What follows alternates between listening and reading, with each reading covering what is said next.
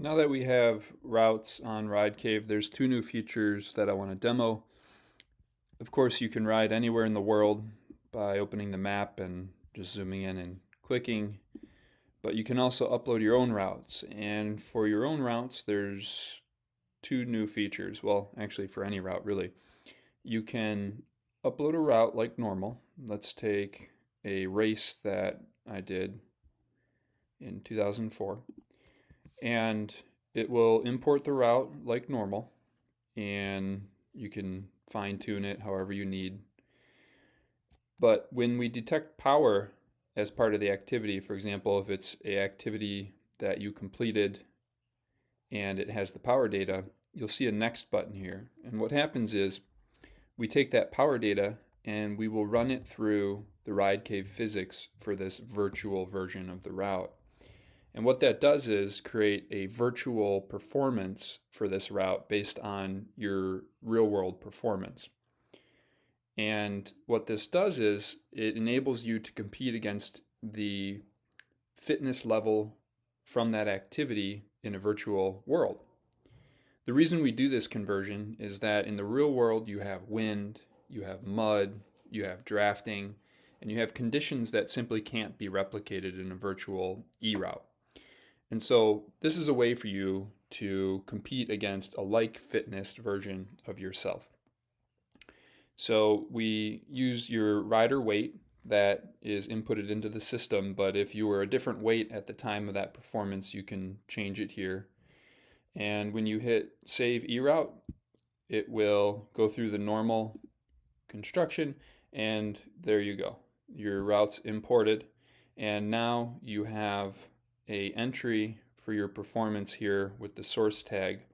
But the next feature I want to demo is looping, so you're able to loop routes. I'm going to go ahead and import another route here. Here we go, Waterford. So Waterford is, as I said, for car racing, but in the summertime they conduct road crits. And so this is GPS data from a race at Waterford. And you could upload this and do all of these laps, but RideCave now supports looping. So what I'll do is I'll trim this down to one lap, whichever lap you might want to choose. And you can also refine this in the map. So you want to get this just right as possible. That looks about good. There's a little gap, and you'll see how the app handles that in just a second. So I'm going to go ahead and hit save. This looks good. And there we have our route. So now what I'm going to do, that one didn't have any power data, so it didn't import an activity. I'm going to go ahead and click the enable loop, and I'll connect my training simulator, and I'll hit start ride. Now I might fast forward this in post-production, but first just show you the route started and we're beginning our loop around the track.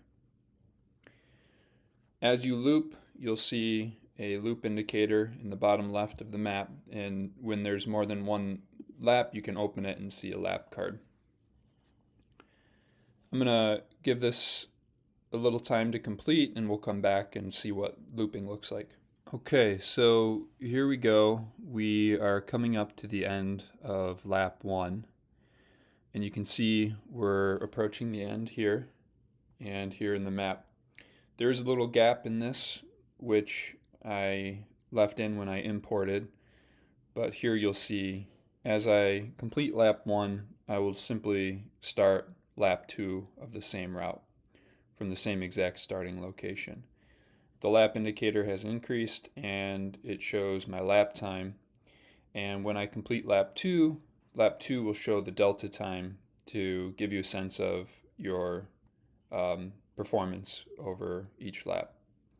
This works for any route, and it allows you to upload shorter routes and loop them. You can also add a workout to a route, and what that allows you to do is complete the workout regardless of however long the route is. And if you complete the workout, you can continue to ride the route to cool down or just enjoy a virtual route ride. Thanks.